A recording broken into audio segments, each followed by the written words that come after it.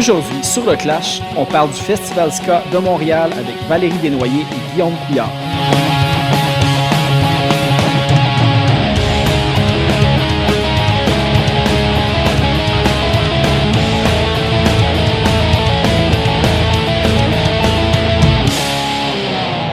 Juste avant d'aller à l'épisode, on va aller écouter un des bands qui fait partie de l'édition 2021 du Festival Ska de Montréal. On va aller écouter Les Apicuriens avec la chanson Dans le miroir.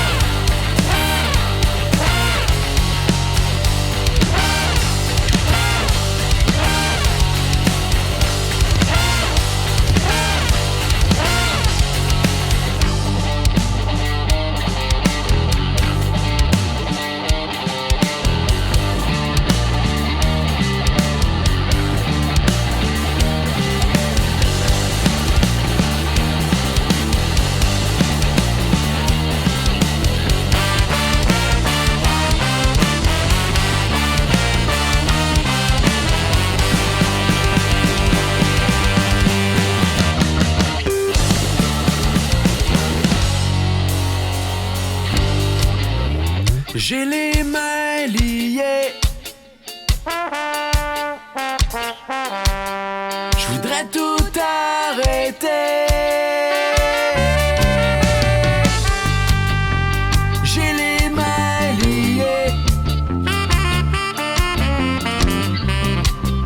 Je voudrais tout arrêter. J'ai les mains liées. Tout arrêter. Je suis pas capable de me regarder dans le miroir. J'ai honte de moi. Je peux pas rien faire sauf me regarder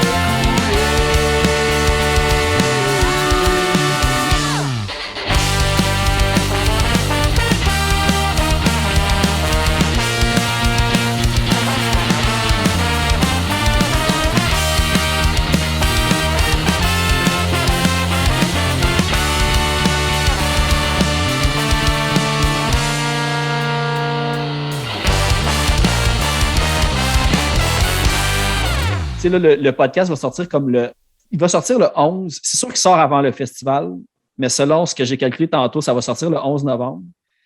Puis c'est ça, là, selon là, les infos que je ne sais pas, je vais vous poser des questions en général sur plein de trucs, mais s'il y a des infos qui sont peut-être pas encore sorties ou qui vont sortir après, tous ces trucs-là, n'hésitez pas, moi j'édite tout.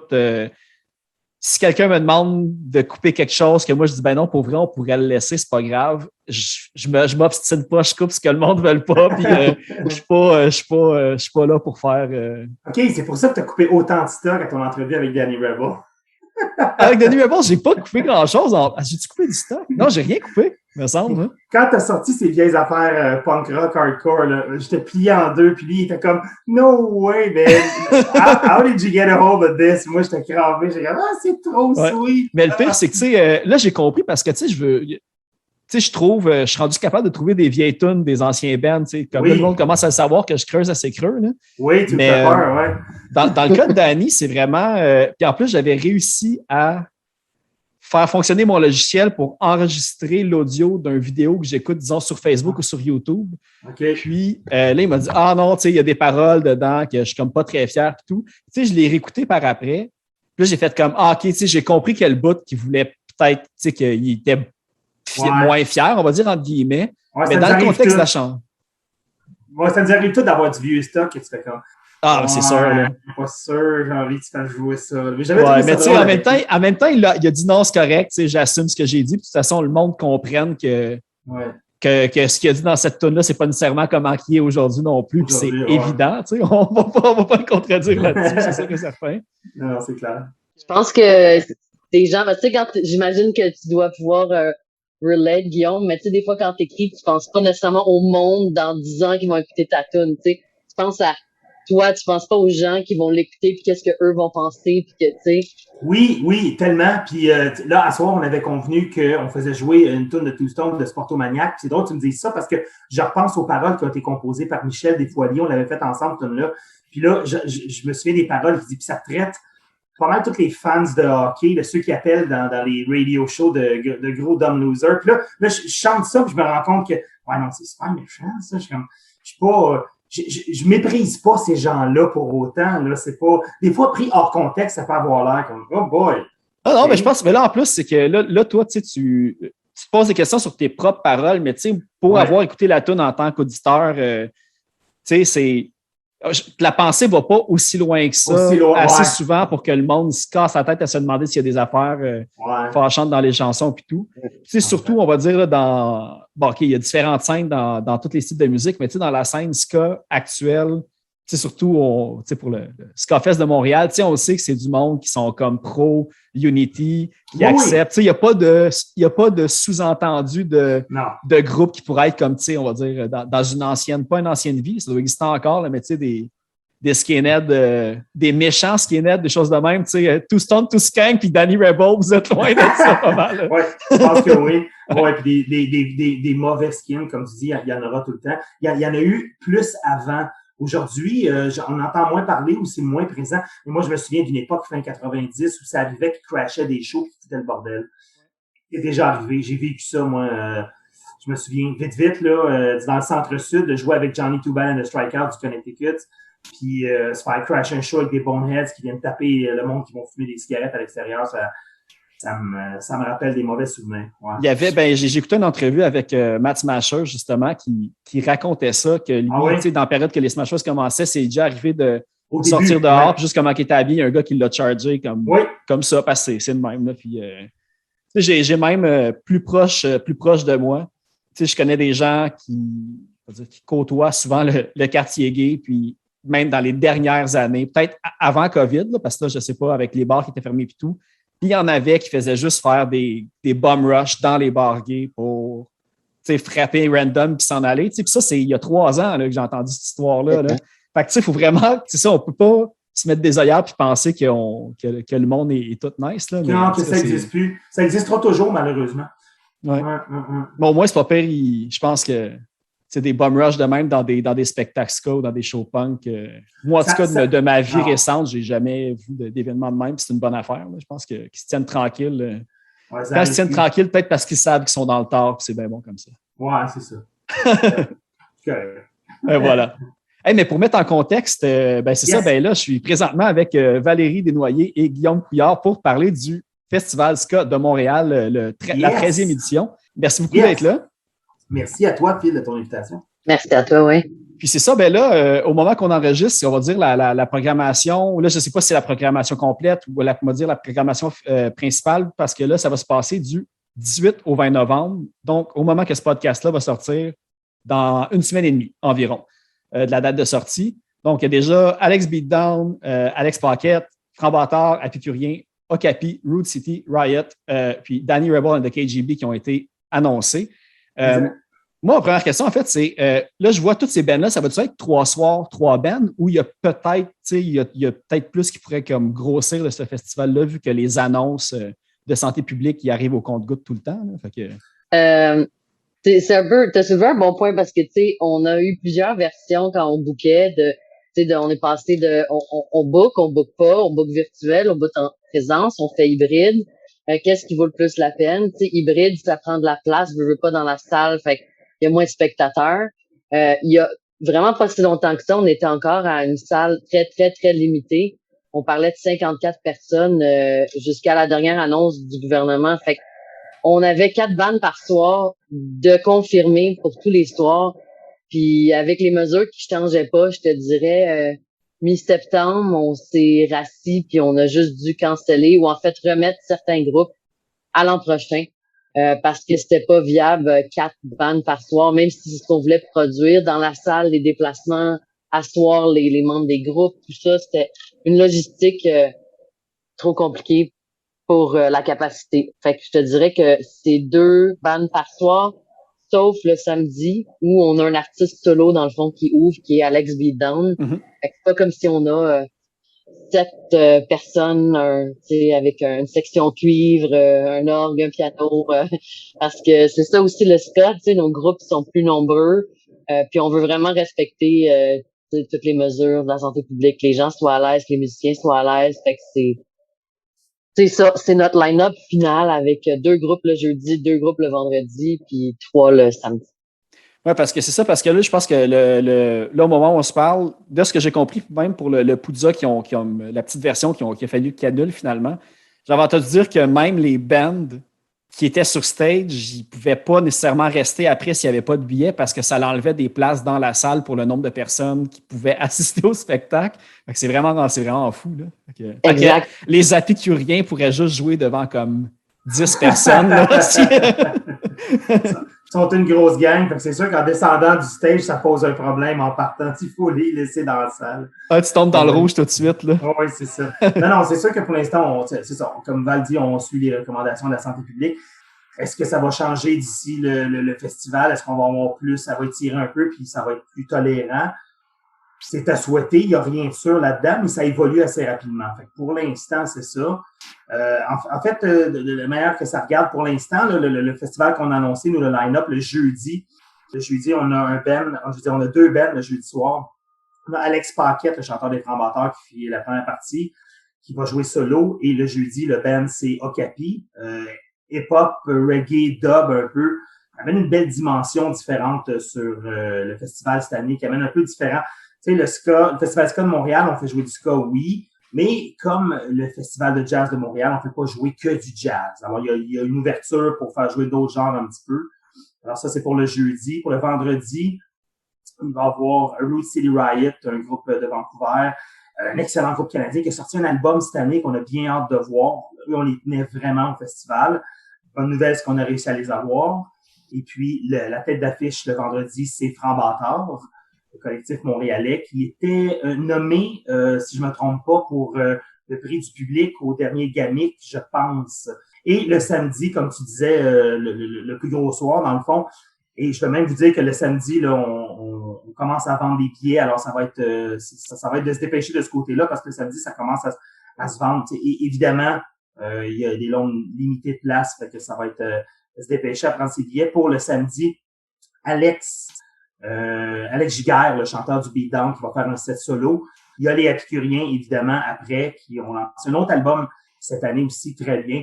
Et en tête d'affiche, Danny Rebel et KGB, qui eux aussi ont sorti un album cette année. Ça fait beaucoup de monde qui ont sorti des trucs, puis qui n'ont pas eu la chance encore de jouer ça devant le public. Alors, ça leur fait une vitrine assez importante en plus cette année.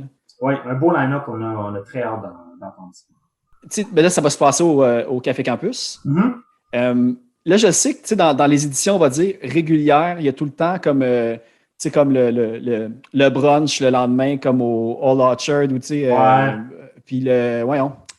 Je sais qu'il y a eu des projections de films aussi.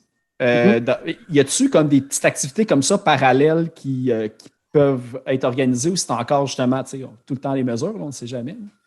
Ouais, cette année, on s'est vraiment limité à ça. On voulait faire un festival qui était pas juste une journée. On voulait faire des after-parties, d'autres événements, mais tu sais, dans les bars, c'est encore compliqué. Les gens debout, assis, les tables. Puis tu sais, l'industrie du bar va pas super bien. Fait que payer des bands, avoir des spectacles, tu sais, c'est pas évident. Puis on se mettait à la merci aussi de est-ce que tout va refermer, fait que tu sais, on a rajouté dans tous nos contrats des clauses de si le gouvernement ferme, tu sais, je pense que tout le monde est dans le même bateau. Fait qu'on voulait pas, tu sais, trop faire, trop annuler. On voulait essayer de viser quelque chose de sûr. Nous, on croyait vraiment qu'on continuerait à avoir des spectacles en personne, peut-être moins de monde, mais tu sais, je continue de penser que ça continue là-dedans, puis qu'il y a du monde qui veulent voir, parce que ça aussi, tu te dis, tu sais, est-ce que les gens, ils sont inquiets? Tu sais, est-ce que les gens, ils ont envie, oui, de voir de la musique, mais tu sais, dans les conditions dans lesquelles ils vont être. Fait que c'est un gamble un peu cette année. Je te dirais que le marché a beaucoup changé. En même temps, il y a pas autant d'offres. Tu sais, nous autres, d'habitude, à ce temps-là de l'année, on compétitionne aussi avec les games des Canadiens, avec la température, puis il y a tout le temps un gros show, ska ou punk ou dans ce coin-là, au Métropolis, la même soir. Tous les ans, c'est immanquable, peu importe les dates qu'on choisit. Il y a beaucoup de compétition. Je te dirais que cette année, il y en a moins, mais le public va être au rendez-vous. Je pense que oui. Tu sais, comme Guillaume disait, nos places sont limitées. Fait que les gens qui veulent vraiment venir, je pense que cette année, ils achètent des billets, puis t'as pas vraiment le choix parce que tu sais, tu peux pas prendre le risque. Il va en avoir des billets à la porte si c'est pas sold out, mais tu sais, si les capacités réduisent tout d'un coup, là, c'est la dernière annonce, je pense que c'était le 15 octobre, notre capacité est passée de 54 à 135. Tu sais, ça fait une très grosse différence. Par 54, on se parlera aujourd'hui, puis on serait probablement sold out les 3 soirs. Fait que c'est ça. Puis c'est ça, c'est touché en plus parce que, tu sais, tout le côté que là, c'est restreint, fait qu'il n'y a pas beaucoup de monde. Mais, tu sais, en contrepartie, c'est ça, je me suis demandé parce que là, cette année, tu sais, il y a des groupes américains qui ont commencé à venir puis à comme booker des shows. Mais, tu sais, vous autres, vous êtes comme limités justement parce qu'il n'y aura pas de tête d'affiche, on va dire, internationale. Fait que ça coupe l'herbe un peu sous le pied, mais en même temps, ça laisse une place à la scène locale au complet. Puis avec une foule un peu plus réduite, ça ne vous met pas dans le trouble de justement vous ramasser avec des billets invendus, on va dire. Ouais. Exact. Je pense qu'on a su très tôt que ce serait une édition canadienne cette année. C'était un paquet de troubles pour les bands américains, pour les frontières, puis c'était rien d'indécis. Fait qu'on s'est mis tout de suite, on s'est mandé tout de suite pour une édition canadienne. Sans nommer de nom, là, il y a des très bons groupes américains qui étaient supposés sur le bill cette année. Qui vont probablement se retrouver sur l'édition l'an prochain. On se croise les doigts puis on espère que ça va revenir le plus proche de la normale possible l'an prochain. Alors, c'est sûr et certain qu'on va pouvoir inclure des artistes américains là-dedans. Nous, ce qui est important, c'est d'avoir un line-up pertinent d'artistes qui, en plus, ont lancé plein de nouveaux stocks cette année, qui ont sorti des titres, des albums. Donc, de ce côté-là, on est content, c'est sûr. Mais on était restreint depuis le départ, avec une incertitude par rapport au groupe américain. Puis, on est confiant que l'an prochain, on va réussir à en rajouter sur le line-up. Et cette année, je pense qu'on a fait vraiment une bonne job avec ce qui était possible de séduler dans le fond. Oui, puis en plus, tu sais, comme Franc Bâtard, Danny Rebel, tu sais, moi, c'est comme 2 exemples que j'ai, tu sais, on va dire même Alex Beatdown, puis tout, que, tu sais, c'est des artistes qui ont comme grandi aussi avec le festival. Tu sais, quand le festival a commencé, tu sais, c'est tout du monde qui était comme à leur premier spectacle et tout. Puis je sais qu'à la base, je lisais des entrevues, Val, que tu avais faites, puis tu sais, il y avait un manque dans la scène ska pour des festivals. Tu sais, il y avait comme de la place pour ça, puis il n'y avait pas nécessairement, tu sais, de faire jouer des bands de la relève avec des gros artistes internationaux pour un petit peu comme avoir une bougie d'allumage pour la scène locale. Est-ce qu'il y a des exemples justement qui étaient comme à la première édition? Tu sais, j'ai pas la mémoire exacte de chaque édition par cœur, mais comme d'évolution qu'aujourd'hui tu fais comme wow, tu sais, ils sont rendus là. Ouais, ben c'est drôle. En même temps, je sais exactement à quel interview, tu fais référence, puis t'as vraiment cherché dans les boulamites, effectivement, mais T'es googlé. l'exemple que tu as donné de Dan Rebel, de KGB, tu sais, eux étaient sur l'édition 2009. Fait que la première édition, puis à cette époque-là, on faisait des shows au Club Soda parce qu'on voulait faire des grosses salles puis offrir des grosses salles. Donc, tu sais, j'ai de l'audio puis du vidéo de ce temps-là, puis tu sais, veux pas, le temps a passé, tu sais, ils sont ailleurs, mais puis, tu sais, ils sont beaucoup plus vieux. Tu sais, je pense qu'il y a des membres du groupe qui avaient 19 dans ce temps-là, fait que c'est sûr que tu sais, c'est pas la même chose, mais je pense à, tu sais, Take the Boys, qui existe plus, mais qui avait joué aussi cette année-là, Stepper, qui avait joué aussi, les Hangers, tu sais, qui ont joué aussi Ouais. au Club Soda. Puis je pense que, tu sais, la première année, on avait Chris Murray, puis on avait tous les Slackers ou les Plants Smash. Tu sais, les années sont mélangées pour moi, là. Je te dirais que je suis pas Quand même bonne rendu à la là-dedans. 13e édition. Quand Ben, même. ça aussi, c'est étonnant, là, parce que ça non plus, on pensait pas se rendre là, mais il y a beaucoup de bandes qui ont joué bébé, puis qui ont rejoué, puis tu sais qu'aujourd'hui, ils sont des têtes d'affiche, tu sais, qui ont ouvert pendant 5-6 ans pour des plus Ouais. gros groupes, tu sais, Mhm. puis fait que c'est le fun pour ça, puis tu sais, il y a beaucoup de collaborations qui s'est faites ici dans cet ordre-là, tu sais, des gens qui sont allés chanter sur un album de quelqu'un d'autre, ou tu sais, des collaborations entre, tu sais, je pense juste à Danny qui fait des belles pochettes d'albums avec sa peinture, puis que c'est sa musique qui a connecté avec plein de monde, tu sais, puis fait que c'est le fun, tu sais, c'est le fun de pouvoir connecter les gens, tu sais, c'est du réseautage un peu le festival, là, tu sais, c'était ça notre mission, c'est d'offrir la plateforme aux groupes émergents. Tu sais, je pense qu'il y a d'autres petits festivals depuis qui existent, et entre autres le Pouza qui est un gros festival punk, mais qui s'adresse au même type de spectateurs. Fait que ça, c'est sûr que ça fit dans la même catégorie, mais tu sais, c'est drôle parce que Guillaume et moi, on avait cette discussion-là un peu plus tôt aujourd'hui. Nous, on est un organisme à but non lucratif. Fait que notre mission, c'est pas de faire du cash. Fait que nos motivations sont différentes, tu sais, pour produire des groupes. Tu sais, on n'est vraiment pas dans qu'est-ce qui est rentable, mais plus que qu'est-ce qui est exceptionnel, puis que on a envie de présenter, puis qui va être une belle expérience. Tu sais, il y a des choses des fois des années que tu dis c'est pas ça qui va vendre des billets. Les gens savent peut-être pas c'est quoi, mais on sait que ceux qui vont être là vont faire aïe aïe ça c'était vraiment bon. Fait que c'est un peu plus ça notre mission. Fait que je pense que même s'il y a des nouveaux festivals puis d'autres choses, on fit encore dans ce créneau-là. Tu sais, le Poudza, c'est ça, ils ont tout le temps comme des bands ska, évidemment, mais ça va tout le temps tendre vers le punk ska, puis le ska C'est comme sûr. plus l'année 90 et tout. Mais, tu sais, vous, le Ska Fest, tu disais tantôt, Guillaume, que le festival de jazz, il n'y a pas juste du jazz. Mhm. C'est hyper éclectique, là. Tu sais, il y a même que c'est le festival de jazz, puis il n'y a comme aucune catégorie, dans le fond, autre que les spectacles en salle plus picky. Sauf que le Ska Fest, oui, vous êtes variés, mais vous restez quand même dans la sphère qui est comme associée, on va dire, à l'historique de base. Tu sais, ça va être Ouais. ska, reggae, dub, tu sais, rocksteady, puis tu sais, même, tu sais, Okapi qui sort un petit peu du lot cette année, Ouais. reste quand même, tu sais, il y a le côté comme drum machine, tu sais, justement, du dub, puis tu sais, du sound system, des affaires, tu sais, fait qu'il y a quand même tout ça qui s'englobe ensemble assez parfaitement. Hein. Ouais, je te dirais que dans le ska, tu vas faire dans le traditionnel, tu vas faire dans la troisième vague, un petit peu plus punk ska, comme on a déjà vu au festival avant. Je me souviens entre autres de Slums aussi qui avait joué. Puis, c'est tous des groupes plus troisième vague. Mais d'aller chercher quelque chose, des artistes comme Okapi, tu vas un petit peu plus à l'extérieur. Tu vas chercher un petit peu d'autres sonorités. Puis je ne dis pas nécessairement que dans les prochaines éditions, c'est là que le festival s'en va, mais on s'empêchera pas de booker des artistes émergents ou pas, parce qu'ils ont un petit peu un côté soit reggae ou dub, ils sont pas 100% ska. C'est vrai que d'habitude, le festival est assez... il y a tout le temps eu des artistes qui étaient comme très proches du genre, mais d'aller jouer un petit peu du côté d'artistes qui vont faire autre chose, ça peut toujours être intéressant aussi. Mais Okapi, c'est pas des membres d'un autre groupe qu'il y avait avant. Il me semble que j'ai vu ça passer. C'est comme. Oui, c'est les anciens groupes Mademoiselle... Mademoiselle Girafe. Mademoiselle Girafe, exact. Ah, c'est ça, moi, j'avais vu. Non. Oui, oui, oui. Qui était un band québécois des années 90. Puis, tu sais, nous, on a travaillé beaucoup avec le chanteur Phil parce que il s'est produit avec les Hangers à plusieurs reprises. Il chante une chanson avec eux sur leur dernier album qui date d'il y a longtemps, mais fait que c'est quelqu'un qui a participé à des spectacles avec nous plusieurs fois. Puis c'est super le fun de le faire jouer cette année, ce groupe-là, parce que ça fait un bout de temps que je veux organiser quelque chose comme ça, puis ça va être vraiment bon, je pense. Puis, tu sais, tu as dit tantôt que, tu sais, évidemment, le but du festival, tu sais, c'est une organisation à but non lucratif. Le but, c'est pas de faire de l'argent et tout.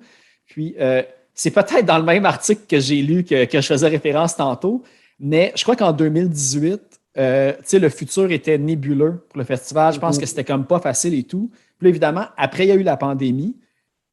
Comme que là, aujourd'hui, tu sais, le festival existe encore, mais est-ce que c'est encore tout le temps un petit peu précaire à cause de. Ben moi, je me souviens que Val avait dit je veux faire 10 éditions, avant même que je fasse partie du comité. Elle avait dit je veux faire 10 éditions, on verra après. Puis après les 10e éditions, là, c'est là que ça a commencé à être plus précaire. Puis bon, il y a eu la pandémie. Puis bon, moi, avec Two Stone Tuscan, on a fait l'édition virtuelle. Puis à ce moment-là, je me disais, si on arrive à passer par-dessus ça, par-dessus ce moment-là, l'incertitude, avant que ça revienne en salle, full crowd, tout le kit, je me disais, après ça, le festival va être correct. Écoute, ça n'a pas été évident, là. Ça n'a pas été évident. Il y a une année d'incertitude où je pense que le festival, au départ, tu n'étais même pas sûr de pouvoir le faire. On a fait celui virtuel, comme je disais. Puis à partir de ça, ben, on peut tranquillement espérer que ça revienne à normal. Parce que moi, en fait, c'est parce que c'est tout en votre honneur, parce que le point que je voulais apporter, c'est que, tu sais, malgré que justement, c'est pas facile de rouler un festival, puis justement, tu sais, en dehors un petit peu des voies conventionnelles des grands festivals avec les subventions, puis tous ces trucs-là, puis le financement gouvernemental, en fait, il y a que l'année passée, l'édition virtuelle, tu sais, les profits étaient comme, je ne sais pas si c'était en partie ou complètement, mais c'était pas aussi où sauver le campus qu'il y avait eu comme la promotion. Fait que je ne sais pas si, tu sais, pour un festival qui disait, ah, tu sais, c'est pas facile, mais qui quand même aidait les salles parce qu'un ne va pas sans l'autre, en fait, c'était vraiment, j'ai trouvé ça beau, en fait. Fait que c'était un beau move. Ben, c'est gentil, puis tu sais, dans les fêtes, on n'a pas pu les aider vraiment parce qu'on n'a pas eu de très gros revenus. C'est plus eux qui nous ont aidés à réduire nos coûts de production parce que ça fait plusieurs années que le campus nous supporte. Puis tu sais, tu le dis bien, c'est vraiment comme c'est un travail d'équipe pour que la scène elle soit en santé. Puis le Café Campus, c'est un joueur super important, puis trop peu mentionné. Que tu sais, tous les groupes sont passés par là, tous les groupes sont passés par là, puis ils jouent peut-être ailleurs maintenant, mais c'est une salle fantastique où le son est bon, où tu vois bien, où tu peux être bien comme un band, tu peux être bien comme un public. C'est beau visuellement voir le show, le stage, il y a pas beaucoup de places, je te dirais, comme ça. Puis, avec c'est un une peu telle pour ça longévité aussi. Là. Oui, puis c'est pour ça puis c'est une coop eux aussi, fait que leur mission elle rejoint la nôtre où ils sont pas là pour qui va être plus payant, ils sont là pour soutenir justement des organismes comme nous, puis ils le font très bien, fait qu'on est. Mais tu sais, c'est difficile d'organiser le festival dans le sens où c'est difficile de garder des bénévoles. Tu sais, cette année, on est super content d'avoir recruté Guillaume, puis là il sait pas, mais il a signé avec son sang, puis il peut plus jamais partir. Mais non, mais pour vrai, tu sais, les gens sont gentils de donner de leur temps puis de s'investir, mais au fil des ans, on conserve pas les bénévoles. Fait que, tu sais, c'est difficile de rouler ça tout seul. Tu sais, j'ai la chance d'avoir des amis puis mon chum qui m'aide beaucoup, mais ça prend plus que ça. Tu sais, il y a personne qui fait du temps plein là-dedans. Il y a personne qui a pas d'autre job. C'est vraiment, tu sais, par-ci par-là. Fait qu'à chaque année, l'idée passe de, ouais, c'est la dernière année parce que c'est pas super le fun gérer toute la paperasse, gérer les contrats, les douanes, tu sais, c'est les taxes, ces choses-là. Sauf que à chaque festival, je te dirais, tu sais, les bands sont tellement contents, le public est content. Puis tu sais, une fois que t'es là dans la salle, puis que tu vois le résultat, puis tu sais, j'adore les shows, puis je trouve que ce que les groupes font, c'est fantastique. Fait que si on peut faire un petit quelque chose pour les aider. Fait que c'est sûr qu'est rendu là, chaque année, on se dit, ben, on continue encore, là. Mais comme Guillaume dit, je pense que la vague est passée. Là, c'est le fun d'avoir justement des gens qui donnent un coup de main, puis Guillaume est hyper efficace, puis très au courant aussi de ce qui se passe dans la scène. Fait que c'est vraiment on est chanceux de cette année d'avoir grossi nos rangs puis d'avoir une plus grosse équipe. Ça, ben, l'appel est lancé. Là, là on a nommé plein d'affaires, mais comme justement, si vous voulez être bénévole, écrivez à l'organisation, n'hésitez pas. Puis j'ai vu aussi, vous avez parlé là, des taxes puis du financement puis ces trucs-là. Je sais que c'est pas n'importe quel bénévole qui peut faire ce job-là. Il faut quand même que tu aies un peu de connaissances dans comment monter des dossiers et des trucs comme ça quand tu fais des demandes de financement et des choses comme ça. Fait que s'il y a comme un fin renard là, de demandes et de montage de dossiers en culture, écrivez-leur. Puis en même temps, si vous avez votre billet pour le campus, pour le Festival Ska, une autre affaire d'importante, là, c'est que achetez bien de la bière ou des Virgin Daiquiri ou n'importe quoi, là, selon votre style de vie, parce que je pense que les ventes au bar comptent pour énormément dans les spectacles, aussi dans les salles de spectacle. Fait que achetez des breuvages dans les bars et offrez votre bénévolat au Festival Ska. C'est les deux comme c'est quoi, public service announcement de la journée. Oui, c'est clair que ça va aider pour le petit campus. Comme Val disait, c'est un partenaire de longue date du festival. Là. Si on peut se rattraper là-dessus, là, s'ils peuvent vendre de l'alcool, je veux dire, c'est sûr que ça serait apprécié. Là. Ouais, sans oublier que ça montre aussi la scène, le bassin de band Ska à Montréal ou au Québec, on va dire, il est beaucoup plus petit que la scène, on va dire, punk rock, que le monde ont comme plus comme dans la face tout le temps. Ouais, c'est important d'aller voir la relève aussi comme ça, puis les nouveaux bands, puis de découvrir des nouveaux trucs que juste d'écouter tout le temps aussi la même affaire. Là. Fait que, je sais que ce podcast-là est beaucoup axé vers le punk, mais je veux dire, là, on a parlé autant là, de Danny Rebel tantôt que moi, personnellement, je pense que c'est probablement dans mon top 3 des artistes, même on va dire canadiens. Là, c'est reggae, mais c'est soul. Ouais. Je l'adore là, pour vrai. C'est vraiment très bon. Ouais. La meilleure voix, moi je dis une des meilleures voix au monde, mais ça c'est mon opinion, mais je suis pas mal sûr qu'il y a beaucoup de monde qui vont l'appuyer là, pour les fans de Otis Redding et de toutes les tellement. J'ai déjà dit à Danny, je suis pas sûr s'il s'en souvient, j'ai déjà dit que I can't believe that you're not actually living making a living out of making music. Moi, je comprends pas, là. En fait, je pense que, je sais pas, j'imagine que Danny, c'est peut-être pas, c'est le style qui sera jamais prophète en son pays, puis là, c'est un peu ironique de dire ça parce que lui, il vient de... Par modestie, là. Oui. Je sais pas, je disais, ailleurs, dans un autre temps, il aurait probablement vécu de sa musique. Oui. Facilement. Moi, je le vois comme... Quand on est revenu ensemble, Two Stone, en 2017, c'était l'artiste que je ne connaissais pas, que j'ai le plus apprécié connaître. Tu comprends pas. Un coup que tu le connais, tu fais comme, je peux pas croire qu'un niveau de qualité d'artiste comme ça existe puis que je n'avais pas entendu parler avant. Oui, définitivement. Puis son nouvel album qui est sorti cette année, Toss It Up, c'est un petit bijou, c'est vraiment incroyable, là. Fait que ça va être la première fois qu'il va jouer ces chansons-là, ces nouvelles compos devant public. Ben, à Montréal. Ouais. C'est ça, je trouve ça de valeur parce qu'on dirait que maintenant, non, je veux dire comme si je blâmais les artistes, c'est pas ça que je veux dire, mais souvent les artistes ou ceux qui font de la musique, ils sont déjà résolus avant même de sortir du stock. Puis c'est correct de le faire pour le fun puis that's it. Mm-hmm. Sauf que quand tu as quelque chose de qualité, je trouve ça plate qu'il y ait comme encore on va dire c'est pas du pessimisme, mais juste du c'est évident que de toute façon, c'est normal, je fasse pas d'argent avec ça puis ça va continuer de même, mais tu sais, ça serait tellement cool que des artistes de même puissent vivre de ça à fond, puis juste pas se soucier d'autre chose que de faire leur art. Là, fait que... Non, c'est clair.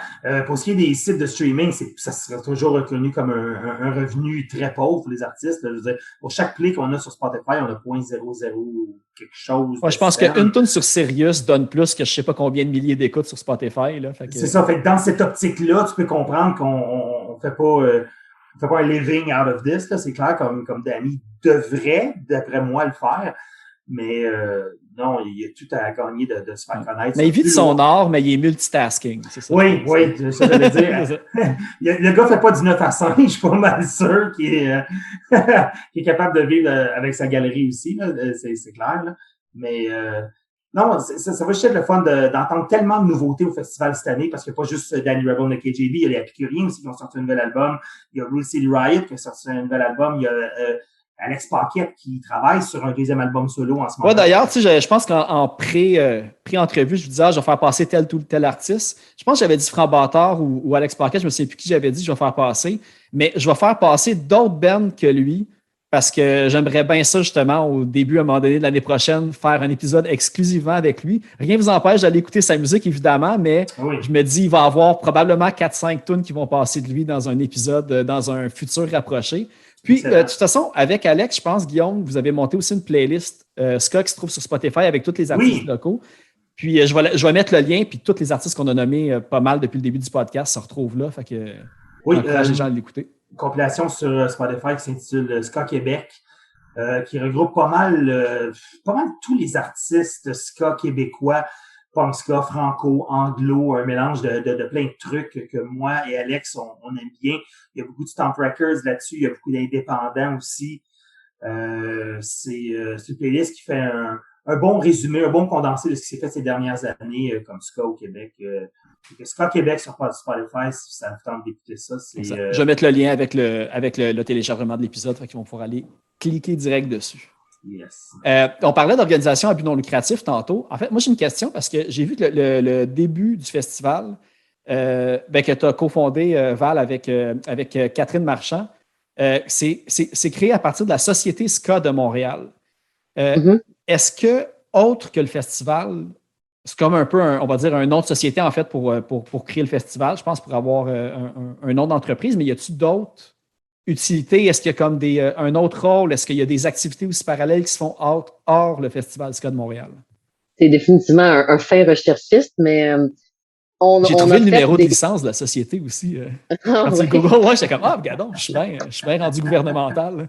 Je ne sais même pas si je serais capable de trouver ça. Je te l'enverrai pour remplir la paperasse. Ouais, je te dirais que tout s'apprend, hein. Fait que la paperasse, je suis rendue bien bonne avec ça maintenant, mais je déteste autant ça faire ça. Mais oui, effectivement, ça nous prenait un nom, tu sais, puis ça nous prenait un nom pour avoir nos lettres patentes puis être enregistrés au registraire des entreprises. Puis on voulait pas nécessairement se limiter au festival parce que on a entre autres organisé des tournées à quelques reprises, des tournées canadiennes qui rejoignaient le festival ska de Victoria avec un artiste qui jouait au festival ska de Montréal. Fait qu'on a fait Danny Rebel, on a fait Hangers, on a fait Stepper, on a fait plusieurs choses. Puis tu sais, c'était pour même chose, donner une plateforme, là. Donc ça, c'était un des événements.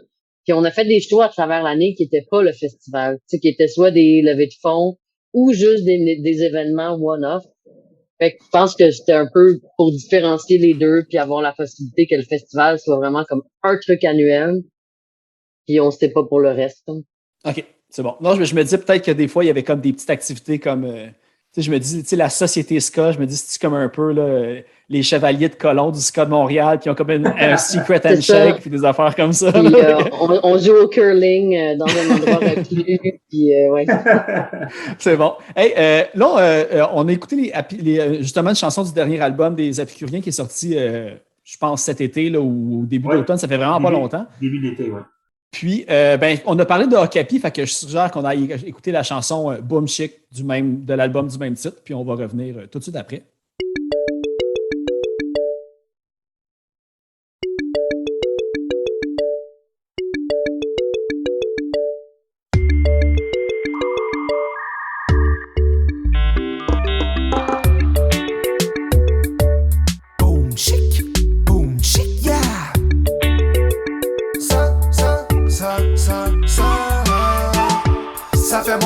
Quand ça lag, moi je fais le boom chic laga.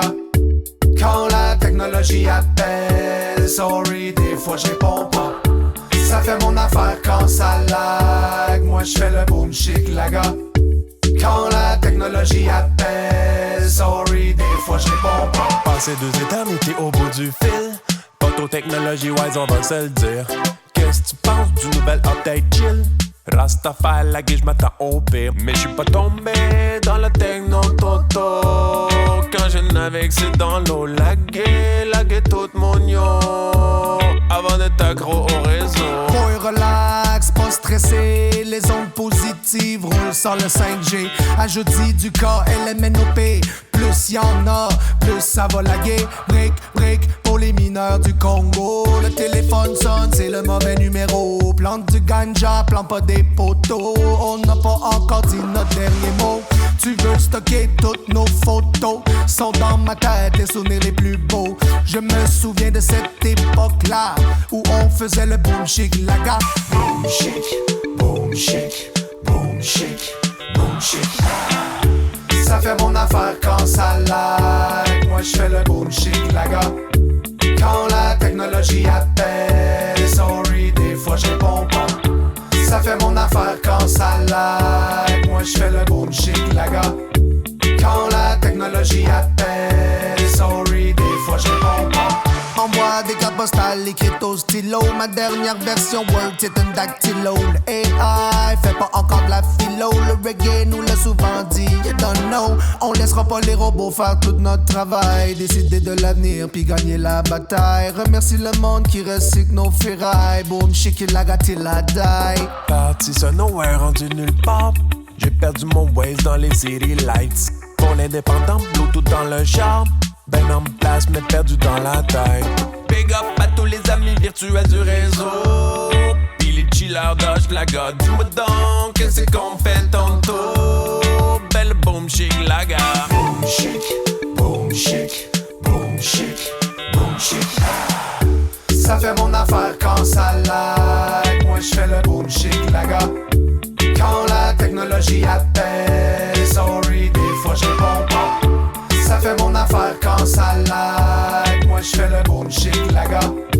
Quand la technologie appelle, sorry, des fois je réponds pas. Quand ça lag, des fois je réponds pas. Appelle, des fois je réponds pas. Quand ça lag, des fois je réponds pas. Boom chic, boom chic, boom chic, boom chic. Ben c'est ça. Puis là, il y a tout le temps comme là, tu sais, je suis content qu'on ait parlé beaucoup du Ska-Fest dès le début. Mais il y a aussi, tu sais, je veux tout le temps aussi aller un petit peu du côté d'autres trucs et faits divers sur mes invités. J'ai trouvé quand même quelques petites questions. Je veux dire, on va commencer par Val. Tu sais, j'ai vu que toi, tu as commencé à t'impliquer dans la scène ou dans les shows et tout avec c'est le blog Punk Me Up, en fait. Est-ce que c'était-tu là tes premiers pas ou tu as comme eu une vie avant ça d'implication dans la scène avant de J'ai pas eu une longue vie avant ça, puis c'est drôle parce que ça aussi, tu sors ça des boulamites. J'ai revisité ça récemment, puis on dirait que ça fait des millénaires, mais... Le site est encore actif, mais il est juste pas updaté dans le fond, c'est ça? Ouais, je sais, on l'a gardé, les fondateurs voulaient le garder quand même pour les archives, tout ça. Il y a beaucoup de contenu d'entrevues puis de trucs, là, mais je sais pas pourquoi, mais j'ai organisé un show quand j'étais au secondaire, puis je pense que j'avais eu un défi. Quelqu'un m'avait dit, t'es pas game de faire ça, puis fait que j'ai organisé un show à l'X avec des bandes que je connaissais, puis ça a été ma première expérience. Puis ensuite, ben tu sais, j'ai tout le temps des amis qui jouaient dans des groupes ou des amis qui organisaient des shows, puis comme ça que je me suis joint bénévole à Punk Me Up, mais tu sais, C'était quoi le spectacle que tu as booké, le premier que tu as booké avec les bandes? Ça fait vraiment longtemps. Écoute, il y avait je pourrais retrouver le flyer, mais il y avait Lifestyle. Alix? Ah oui, Lifestyle. Ah oui. Ouais. Puis aïe. Un groupe de Sorel. Moi, j'ai vu le groupe de Sorel, j'ai label du groupe de Sorel. Oui, c'est ça, okay, exact. Hey, bon. Oui, mais tu sais, ça, c'est dans le temps que tu t'achetais une compilation comme genre au Underworld, puis que là, t'avais dans la pochette le nom des groupes, puis leur adresse postale. Que là, moi, je leur écrivais une lettre pour dire bravo, j'aime votre tune, puis là, ils m'envoyaient un sticker. Oui. Tu sais, de fil en aiguille, que là, tu dis, tu sais, j'aimerais ça booker un show, mais tu sais, tout le festival est un peu parti aussi de, tu sais, si personne book les bandes que moi, je veux voir, ben, moi, je vais les booker d'abord. Tu sais, c'est un peu comme entre autres Westbound Train, là. Ça, c'est un bon exemple de, tu sais, j'allais les voir plein de fois aux États-Unis, mais ils viennent pas souvent ici, puis c'est tout le temps, fait que tu sais, c'est le genre de groupe qui dit, OK, ben, tu sais, tant qu'à ça, organisons-le festival, tu sais, organisons les bandes qu'on veut voir, puis tu sais, c'est ça. Fait que ça a été des petites expériences qui ont amené à le festival, non? Mais tu vois, Westbound Train, c'est un excellent, comment j'appelle ça? C'est un bon exemple de band, de range, tu sais, de mid-level band là, que tu verras rarement à Montréal. Tu as des gros noms qui vont venir à Montréal. Les Interrupters sont venus l'an passé, puis ils vont revenir à chaque 2 ans. Là. Mais des groupes comme ça, on voit vraiment pas souvent. Là. Faut remonter à il y a longtemps pour avoir des bands East Coast américains là, franchir la ligne et venir à Montréal. C'est vraiment rare. Là. C'est ça, c'est un bon exemple. Le Westbound Train, c'est excellent. C'est le groupe qu'on a plus besoin à Montréal. C'est ça. Puis, tu sais, là, avec les lignes qui sont fermées, ça aide pas. Mais j'imagine, je sais pas si, tu sais, je me demande après que tout ça soit passé, si ça va augmenter les tournées, si ça va comme donner un coup de pied au cul un petit peu à faire des tournées comme à travers les lignes, ou ça va le faire moins, puis c'est une scène locale qui va grandir ensemble. Je sais pas, j'ai vraiment hâte de voir comment que ça va se travailler dans le futur pour ça. Ouais, moi aussi, j'ai hâte de voir l'an prochain comment ça va se traduire, ça là. D'après moi, il y a plusieurs groupes. Tu sais, je te disais tantôt qu'on avait des possibilités de groupes américains, mais ça a été compliqué avec la pandémie. Mais d'après moi, ces groupes-là qui ont sorti des trucs cette année ou l'an passé vont avoir hâte de franchir la frontière et de venir jouer ça au Canada. Fait que j'imagine que s'il y a une ouverture pour ça, on devrait voir beaucoup plus de bands au Canada en 2022. Là. C'est sûr que pour l'instant, il y a un petit stop, là, mais... il va y avoir des shows les lundis puis les mardis puis tout. Là, pas juste les vendredis puis les samedis comme qu'il y a parce qu'on est tous rendus vieux puis on veut pas se coucher tard un mardi soir puis rentrer travailler le lendemain. Là. Plus le week-end. Ouais, c'est ça. C'est ça parce que là, on parlait de Puck Me Up puis des premiers shows que tu as bookés, mais j'avais aussi entendu que... Puis là, je vais plugger son podcast parce que peut-être là que je l'ai entendu, mais K-Man... Il y a K-Man Don't Know Shit, un excellent podcast aussi qui interviewe vraiment plein de monde cool de la scène punk rock. Puis je pense que c'est la première fois que je le plug à ce podcast-là, mais j'en plug tout le temps par-ci par-là, mais lui, il est vraiment cool. Puis K-Man, il est impliqué dans la scène depuis super longtemps. Fait qu'il y a vraiment une bonne relation. C'est cool d'entendre parler avec ses invités. Je pense que c'est là, Val, que tu as dit que toi, au début, tu n'aimais même pas ça, le ska. Ça a comme été comme une découverte un petit peu tardive. Puis à un moment donné, tu as juste comme eu le coup de foudre. Puis là, aujourd'hui, tu fais le Festival Ska de Montréal. Te souviens-tu ton band coup de cœur qui t'a comme accroché puis ouvert la porte à tout le reste après ça? Ah oui, absolument. C'est les Planet Smashers, tu sais. Ah, nice.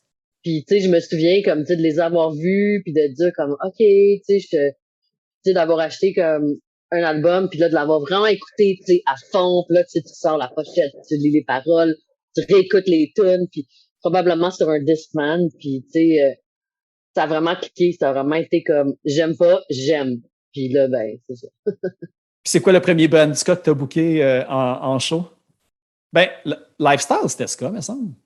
C'était pas c'était pas un ska un peu, ouais. Tu sais, c'était des shows un peu band du secondaire, tu sais, dans le sens où plus ou moins sérieux, oui, mais tu sais, c'est ça. Mais oui, un peu ska, un peu, mais tu sais, je pense que j'ai encore le démo quelque part. J'ai beaucoup de démos de bandes, j'ai beaucoup d'affaires. Si jamais tu cherches à retrouver des pièces de groupes locaux, quoique Guillaume semble avoir une belle bibliothèque de ça aussi, là, mais...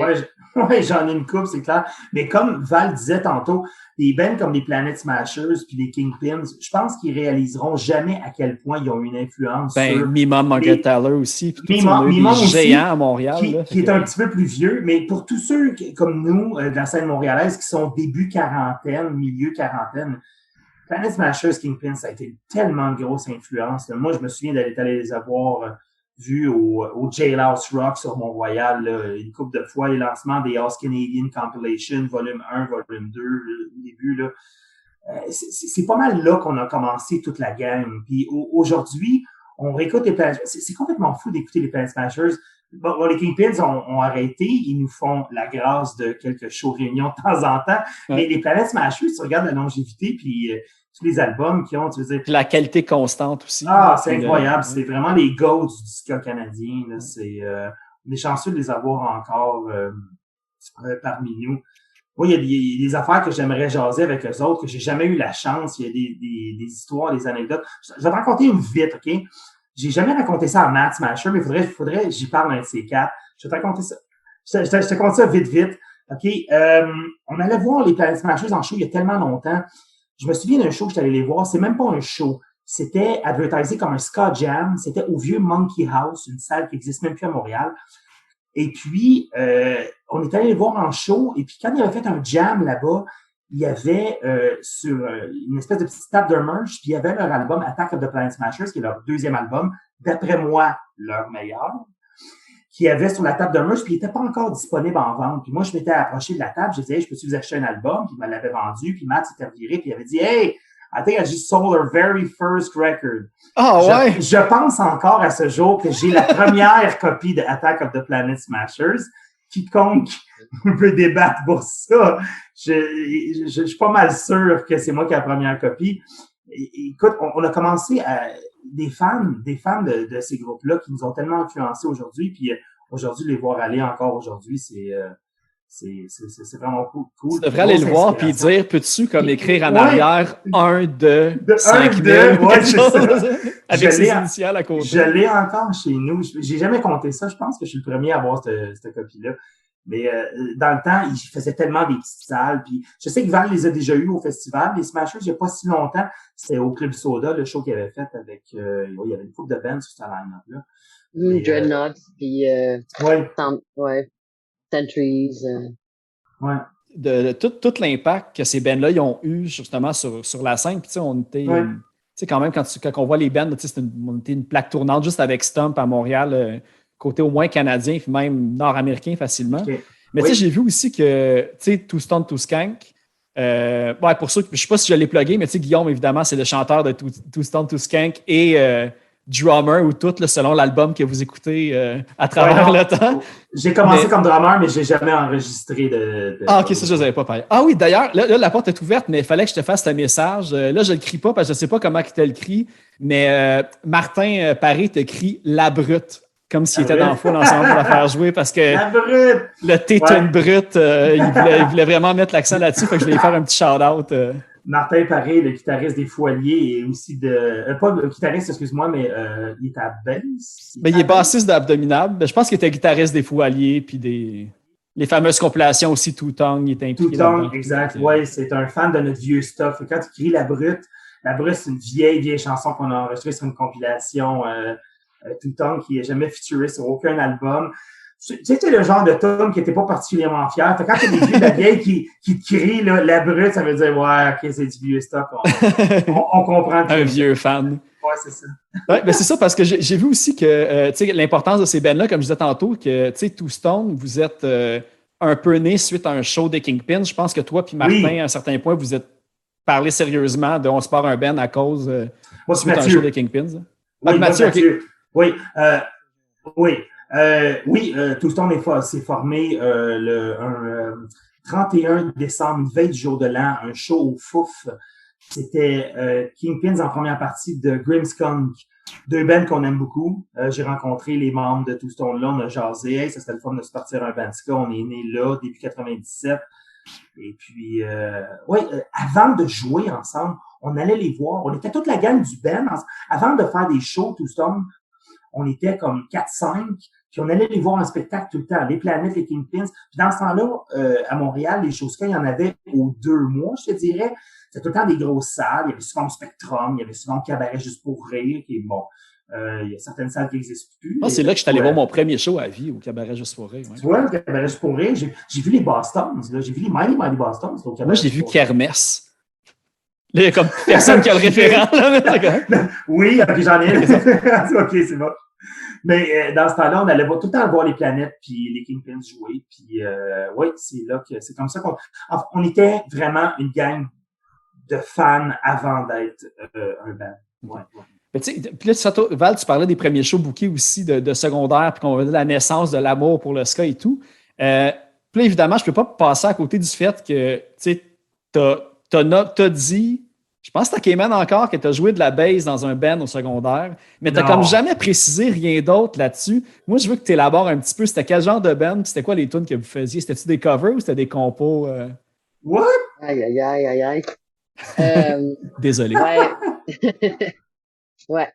Non, c'était vraiment des covers. On n'a jamais fait de compos. C'était un groupe vraiment d'amis du secondaire qui jouaient dans un sous-sol puis qui jouaient des shows à l'école. Tu sais, fait que On n'a veut jamais avoir joué le en nom. dehors de l'école.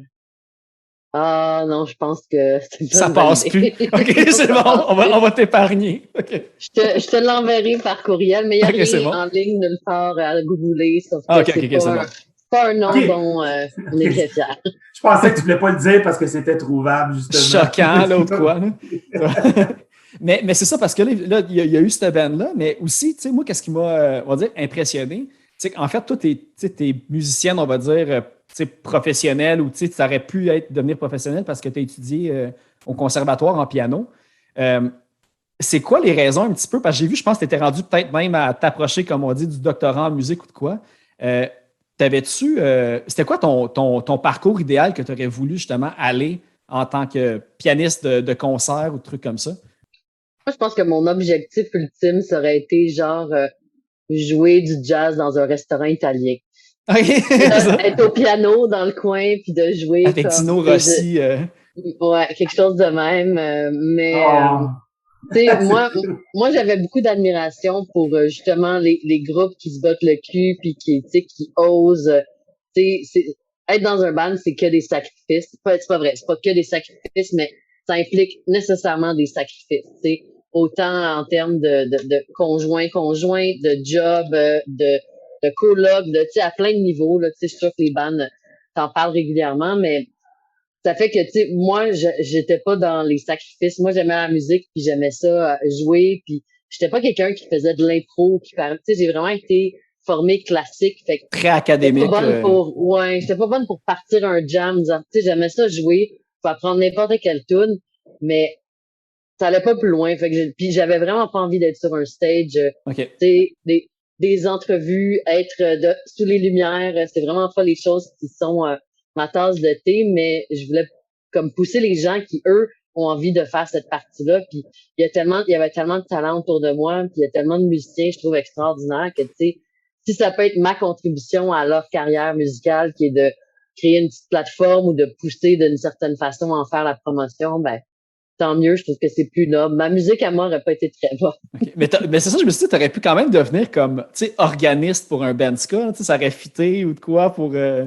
C'est vrai, mais j'avais peur de l'écriture, je te dirais, tu sais, de pas avoir, tu sais, je peux jouer n'importe quoi, donne-moi une partition, ben en fait, là, ça serait contestable aujourd'hui, là, parce que je joue peu, mais je pourrais sûrement, mais j'aurais pas pu, comme, faire ma part à écrire ma partie, ou, tu sais, comme, j'avais pas assez pratiqué ça. C'est sûr que, tu sais, on se dit ça maintenant, si j'étais restée là-dedans, sûrement que, tu sais, je l'aurais développé, ce petit côté-là, puis, tu sais, si t'es capable de lire la musique, t'as l'oreille musicale, tu connais les choses, tu sais, t'as déjà comme une longueur d'avance sur plein d'autres mondes, mais c'est pas mon, tu sais, c'est ça, chacun son talent. C'est dur d'écrire. Écrire, c'est tellement dur, là, c'est incroyable. Écrire de quoi de bon, c'est un autre level aussi. Écrire, c'est tellement dur, tu te remets en question tout le temps.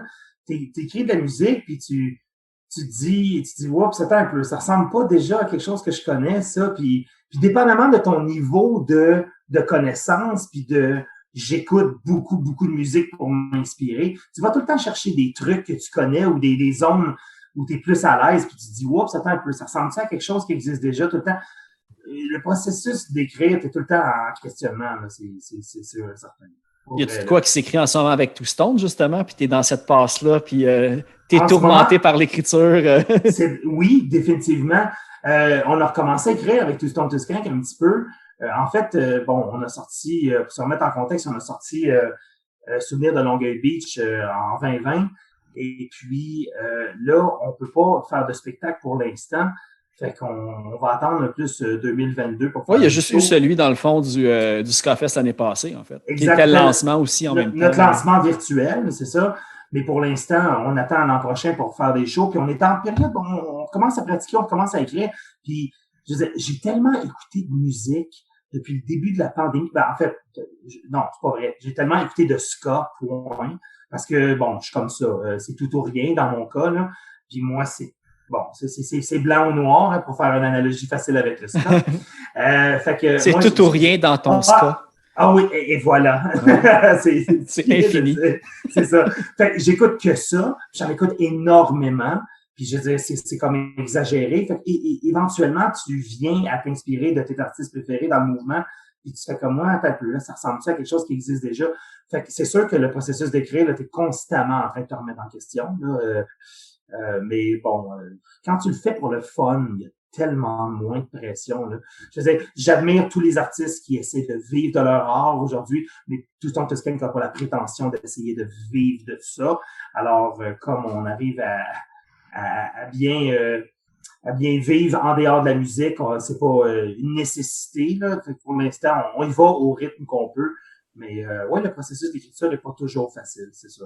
Ben d'ailleurs, j'invite les gens parce que à peu près dans le coin de la sortie de l'album l'an dernier, tu étais passé aussi pour faire une entrevue avec. Oui. Puis justement, on en parle en long large, puis c'est super intéressant. Tu as du Grimmskunk aussi tantôt, puis l'album a été enregistré avec Pete Edwards. Il y a un featuring de Lorraine Muller aussi dedans. Puis tout. Fait qu'il y a tout un peu ce qu'on a parlé comme est englobé dans cet album-là. Fait que le monde peut aller le réécouter pour avoir aussi toutes ces infos. Oui. Souvenir de Longueuil Beach, disponible sur toutes vos plateformes préférées. Allez écouter ça. On a tellement hâte de jouer ça devant... Tu peux-tu croire qu'on a sorti un album et qu'on n'a pas encore joué devant le public? Moi, je pense que la dernière fois que je vous ai vu, c'était comme au Poudza il y a 3 ans maintenant? Oui, Poudza à notre retour en 2017 ou 2018. Ouais, ça se peut, ouais.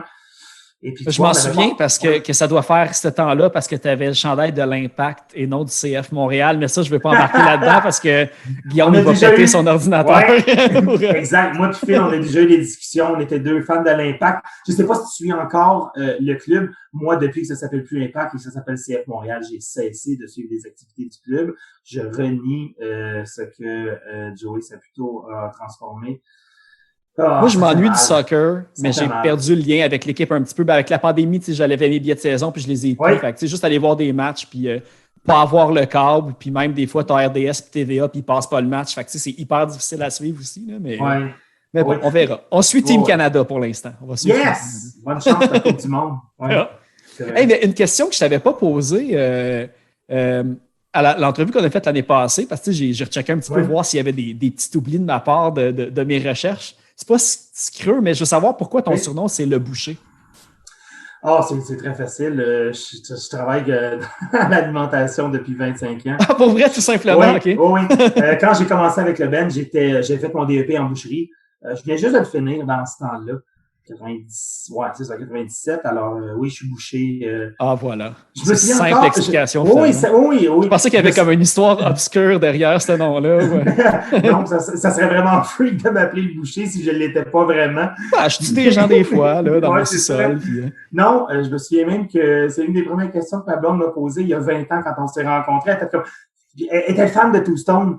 C'est comme ça qu'on s'est rencontrés, puis elle m'a fait comme, fait que t'es vraiment bouché? Parce qu'elle connaissait mon surnom, j'ai fait comme, ouais, c'est de là qu'ils ont pris ça. Non. T'as rien à craindre, c'est correct, c'est pas le psycho, là. C'est ça, je suis vraiment bouché, exact. Puis l'autre truc que j'ai réussi à creuser un peu du passé, c'est qu'en plus, il n'y a pas longtemps, j'ai vu ça, je me souviens plus, il y a une page des Montreal Concert Posters, puis tout qui sortent des trucs de temps en temps. Puis j'ai vu que tu as été DJ au KO pendant un bout. Genre, c'était DJ Guinex, mais comme dans combien de temps tu as fait ça? Il a fallu que je trouve un nom à 2 jours de préavis. Ils ont fait comme, OK, tu vas être DJ, c'est quoi ton nom de DJ? En fait, Martin Labrec, qui s'occupait du Café Chaos dans ce temps-là, pas le Café Chaos qui a déménagé un petit peu plus haut sur Saint-Denis, mais dans le temps qui était un petit peu plus bas sur Saint-Denis. J'ai fait des soirées ska dans ce temps-là. J'y avais proposé le concept. Je me disais, hey, on fait des soirées ska. Il y en avait au Fouf. On pensait de faire ça au Chaos. Il m'avait engagé là. Fait que oui, j'ai été DJ ska pendant un bout. C'est une expérience qui m'a aidé par la suite parce que j'ai eu mon émission l'été passé à CISM. Mais c'était une super belle expérience. Puis DJ Guinness. Je tripais sa Guinness un petit peu trop dans ce temps-là. J'ai essayé de faire un nom, un jeu de mots comique dans ce temps-là, mais à la hauteur. Mais c'est ça, puis là, tu te dis, puis là, c'est ça, t'as bien fait de le dire parce que je voulais pas oublier, mais en ce moment, tu animes la 3e vague à CISM, une émission purement ska. Puis là, je sais qu'il y a eu des changements d'horaire au cours de l'année, mais je pense que vous êtes vraiment back-to-back, toi, puis Pit Punk aussi de Francis Desmarais, qui est aussi un autre bon podcaster là, de la scène locale. Là. Oui, Francis, super cool avec Pit Punk, une super bonne émission qu'on avait passée en entrevue Two Stone avant que je sois animateur. J'ai pitché mon idée à CISM. Je me suis dit l'été passé, j'ai rien à faire. Two Stone ne fait pas de show. Côté musical, c'était mort. Je voulais rester dans la scène. Il n'était pas encore question du Festival ska avec Val encore. J'ai pitché ça à CISM. J'ai dit, je veux une émission ska, je veux faire ça hebdomadaire. Ils ont tout de suite embarqué dans le projet. Fait qu'ils ont installé des soirées le mercredi où tu avais le punk, le ska, puis après ça, tu avais du métal. Et puis, c'est là qu'est partie la 3e vague. J'ai fait 18 semaines. C'est un projet estival. Et puis, moi, j'ai trippé au bout de faire ça. Ça devrait revenir. On s'en est pour revenir l'été prochain à CISM encore une fois. Moi, l'hiver, Sinon, les épisodes se retrouvent en podcast aussi. Tu sais, fait que il y a du rattrapage facile à faire. Oui, exact. Sur Spotify, sur le site CISM893.ca aussi, sur le site de la station, pour faire voir ça. Moi, j'ai vraiment adoré ça. Puis tu sais, ça fait penser parce que, tu sais, moi, quand j'ai commencé, parce que l'épisode principalement est comme hébergé par choc.ca qui est à l'UQAM, comme le frère de CISM d'une autre université. D'un autre, ouais. Ouais. Mais tu sais, pour ceux là que. Tu sais, là, je sais qu'il y a aussi Punk Rock Radio aussi qui host beaucoup de podcasts et d'émissions qui ont rapport à la musique. Mais je ne sais pas si ça a changé. Peut-être que c'est encore comme ça ou à CISM, mais je sais qu'à Choc, tu sais, il y a encore pas d'émissions métal ou de musique un peu plus comme obscure.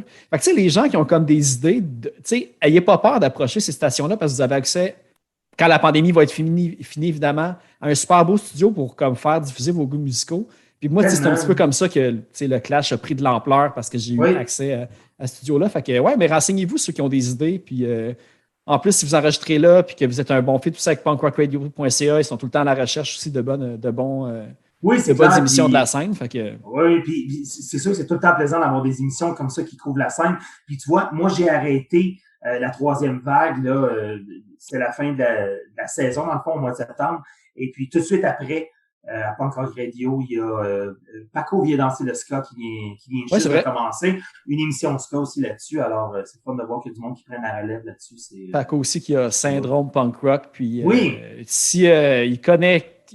C'est un Wikipédia du punk et du ska, ce gars-là. Tellement. Il connaît tout sur tout. Même si tu penses que t'es nerd de sa musique, ben lui, il te détruit totalement dans ses découvertes de la semaine. Puis, Ah oui, il m'envoie tout le temps des trucs sur Messenger, des trucs de punk ska hyper obscurs que je fais comme OK, je connaissais de nom, mais j'avais pas entendu ça. Puis à chaque fois que tu écoutes, tu fais comme OK, il trouve de la qualité à tout. Oui, c'est clair. Oui, c'est cool au bout. C'est super cool. Cool. En fait, je ne sais pas si vous avez d'autres trucs de votre côté à plugger, s'il y a comme des projets, d'autres trucs qui s'en viennent, de tout acabit, de tout style, une bonne recette de sangria ou quelque chose. Non? Parce que je vois aussi des fois, Guillaume, tu tiens beaucoup avec Sly Rock. Donc, je ne sais pas s'il y a des projets associés à cette coalition-là. Sly, c'est ma bromance sur la scène locale. Sylvain, ancien chanteur de Man of Steel, actuel chanteur de Punchline 13, de Red Rocket Arcade, aussi de plein d'autres projets. On est voisins. Nos enfants sont dans la même classe à l'école. On s'est rencontrés il y a une couple d'années. Ça a cliqué tout de suite. Sly a fait le mastering sur notre album Two Stone to Skank, sur l'album Souvenir de Longueuil Beach. On a essayé de partir quelque chose ensemble. On a plus ou moins de temps pour ça. Peut-être que dans l'avenir, on va avoir la chance d'explorer ça sur stage. Ouais, peut-être, c'est pas impossible. Sylvain m'a tellement aidé, autant pour le mastering de Souvenirs de Longueuil Beach que pour mon émission, la troisième vague. Il m'aidait super gros pour les tracks, Oui, il y a de la hyper technique comme personne qui est habituée du studio. Là, fait que... Tellement. Et puis il m'a aidé beaucoup pour le côté technique. C'est sûr et certain que je me suis ramassé à l'animation plutôt d'une émission où il fallait que je fasse tout. La recherche, la technique.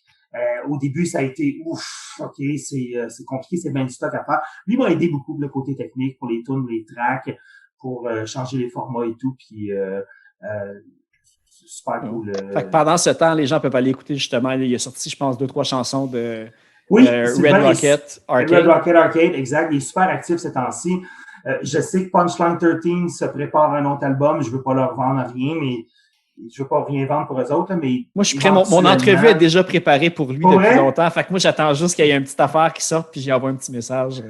C'est drôle parce que moi et lui, on travaille super gros ensemble, mais en même temps, moi, je fais dans le ska. Lui, il fait dans le pop-punk. On se croise à peine pour ce qui est des liens musicaux, mais on vient à parler le même langage. Puis vous croisez dans le catchy. Oui, exact. C'est ça. On s'entend bien là-dessus. Puis, Val, toi, de ton côté, as-tu des trucs que tu veux plugger spécifiquement? Non, pas qui me viennent comme ça, mais tu sais, je pense on aimerait ça faire un show justement avant le festival. Tu sais, il y a des projets qu'on avait pour le festival qu'on a dû canceller parce qu'on n'avait pas on peut pas justement faire 4 groupes. Fait que si tout va bien, on produirait probablement un autre show avant le festival de l'an prochain. Fait que ça sera à surveiller, là. Sinon, je pense que dans les commanditaires aussi, s'il y en a que tu veux plugger, je pense que Bose est Bose est beaucoup impliqué en fait, autant avec le Poudza Fest que le Ska Fest, puis toutes les. Ben, Bose Brewery qui organise plein de vraiment cool shows à leur bar de Van Cleef Hill aussi. Je pense que Stump aussi sont commanditaires ou impliqués. Je ne sais pas si tu en as d'autres cette année. Oui, ben Bose est mon principal, je te dirais. Ils sont fidèles. Il y a une année, ils nous ont même désigné une bouteille de bière pour le festival. On n'est pas là cette année, puis c'est aussi, ça a été dur pour pas mal tout le monde durant la pandémie, fait qu'on est content qu'ils soient encore avec nous, puis on les remercie. Mais tu sais, c'est aussi une gang de musiciens eux-mêmes. Fait que tu sais, ils sont pas étrangers à la scène. J'oublie, ils sont venus au Poudza Fest une couple de fois. J'oublie le nom en ce moment. Tu veux dire le band justement Bose, des deux, du propriétaire et du brasseur. Je sais que c'est un power trio, puis je les ai vus au Fouf même à un moment donné, mais. Oui, puis ils ont joué souvent. Ils jouent à toutes les Oktoberfest de Bose, justement. Là, il s'appelle Audio Viscéral. Ah oui, c'est ça. Ouais, merci. Ça, c'est le président ou fondateur de Bose, puis un des brasseurs, puis des gens qui sont au cœur de la compagnie. Mais tu sais, beaucoup de leurs employés sont des musiciens, beaucoup de la scène est impliquée aussi. Bose sont impliqués dans toutes sortes d'affaires. Fait que c'est sûr que c'est des super bons partenaires, puis ils sont vraiment le fun. J'ai une compagnie qui nous supporte, c'est particulier, mais depuis 2008, qui sont nos designers de posters, Combination 13, font des beaux projets, qui sont basés à Vancouver, puis font des super beaux projets, des gros projets, mais c'est notre signature visuelle depuis le début, puis ils continuent à être avec nous, fait que c'est un super apprécié, c'est un gros coup de main, puis on repose beaucoup sur notre image, fait qu'on est content d'avoir des belles images. Parfait. Puis évidemment, là, je veux aussi rappeler aux gens que les places sont limitées cette année. Fait que dépêchez-vous pour les billets. Puis là ma crainte, c'est qu'au moment que cet épisode. Ben, ma crainte, c'est pas une crainte parce que si au moment de cet épisode-là, c'est sold out, c'est cool pour le festival, mais ceux qui n'ont pas acheté leur billet avant, ben là, c'est votre faute, c'est sold out. Là. Ça fait quand même une couple de semaines, c'est annoncé. Hein. Fait que, puis évidemment, bénévole, il n'y en a jamais trop. Fait que si vous avez comme n'importe quel skills que vous pouvez aider le festival de quelconque façon, je vous encourage à le faire. Puis évidemment, suivre, voir si la troisième vague va revenir l'été prochain. Allez écouter le dernier album. C'est sûr? Parfait. C'est sûr qu'on vient. C'est sûr qu'on vient à CISM. Puis s'il y a quelque chose, ça sera peut-être pas le même créneau horaire, mais non, c'est sûr que la troisième vague revient. J'ai eu trop de fun à faire ça, puis trop de commentaires positifs pour arrêter, ça c'est sûr. Sinon, Souvenir de Longueuil Beach, le plus récent album de Two Stone Two Skins, que d'ailleurs, on va aller écouter Sportomaniac pour closer le show. Puis sinon, mais je le plug pas souvent. Je me suis laissé une note spécifiquement pour ça parce que souvent, j'oublie de le dire. Mais pour vrai, si vous écoutez le podcast, évidemment, là, j'ai le classique Patreon qui est comme 3$ par mois avec tous les petits bonus que ça apporte. Mais plus que ça, je suis curieux de savoir, quand je le mentionne, si ça a un impact. Mais si vous pouvez mettre les étoiles sur iTunes ou juste partager quand vous l'avez et que vous aimez l'épisode, on dirait que je veux faire l'expérience à quel point de quand je le dis dans mon émission, il y a comme un impact. Fait que la balle est dans votre camp. Puis sinon, à part de ça, c'est ça, il ne faut pas que j'oublie. Je pense que c'était une suggestion. C'était-tu une suggestion des. C'est la suggestion des Insoumis. Je ne me souviens plus, Val, c'est toi ou c'est quelqu'un des Insoumises qui me l'avait proposé. Mais peu importe. Le band, c'est Foolish. On va aller écouter ce groupe-là en finale. Puis là, je vois comme. Ça a quand même une bonne vibe. Là, je vois le poster de Sublime en arrière de toi, Guillaume. Il y a quand même quelque chose, je pense, qui peut rattacher les fans de Sublime à ce que Foolish font. Ouais. Hyper qualité. Évidemment, ce chanteur a une super belle voix. Les grooves de la bassiste sont vraiment malades aussi. Puis ils ont un album, Table for Four, qui est sorti, je pense, il y a 2 ans, environ 2-3 ans. Puis on va aller écouter la chanson Don't Be Rude. Puis évidemment, là, toutes les bands que j'ai nommées, s'il y a quelque chose qui vous clique, n'hésitez pas à aller suivre les bands sur leur page, puis aller écouter leur musique. Là, puis vous commandez un petit peu de merch là, les vendredis Bandcamp, que 100% des profits vont au groupe. Là. Faites vos beaux achats judicieux. Fait que, cool. Fait que, merci beaucoup. Puis évidemment, gros succès et longue vie au Festival Ska de Montréal et à un nouvel album Too Strong, Too Skank, que j'ai vu en plus cette semaine, que vous êtes rendu avec une guitare-piano dans le band. Fait que j'ai hâte d'entendre ça. N'importe quoi pour donner un bon show sur stage. Exact. Cool. Ben, merci beaucoup. Merci à toi. Merci Phil. beaucoup. C'est vraiment cool.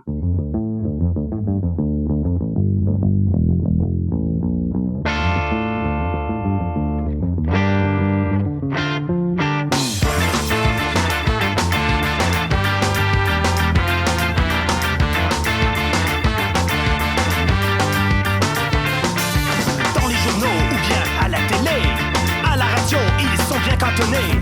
Les journalistes du sport professionnel, nouveaux prophètes capturent tous les fidèles. À RDS, à la soirée du hockey, on se questionne sur le sort de l'humanité. Qu'adviendra-t-il du système de la trappe? Changerons-nous la couleur des jackstraps? Les discussions d'ordre métaphysique, sans cesse coupées de délire stratégique. Les lignes ouvertes où interviennent les morons, les coachs, les joueurs, tous sans éducation. Sportomaniaques, ce sont tous des sportomaniaques.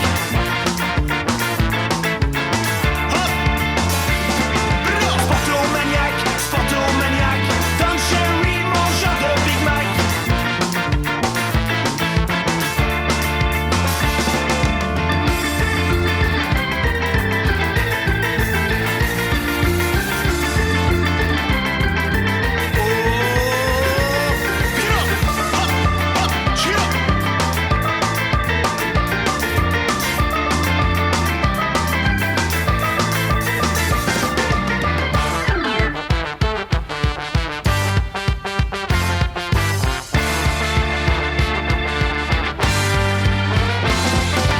Ils sont les porte-paroles du nouveau culte, du divertissement du chemin adulte. Grand Manitou du micro de la plume, vite comme une roche, c'est comme une enclume. Mais leur sujet n'étant pas développé, ils ont tendance à s'auto-proclamer psychanalystes afin de nous expliquer les léthargies des bourgeois exploités. La presse et le journal de Montréal stimulent chaque jour mon côté cérébral.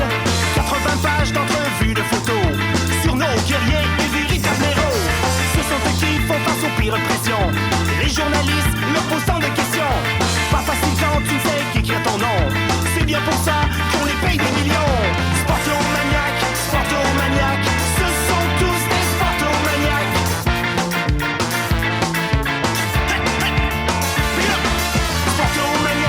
Sportomaniaque, Don Cherry, mangeur de Big Mac. Oh, let's go!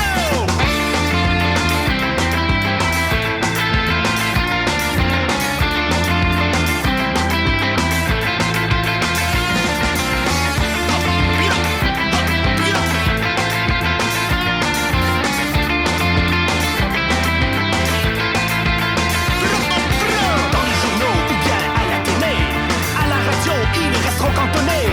Journalistes et athlètes professionnels, tortouperont et resteront fidèles. Vive les nouveaux prophètes!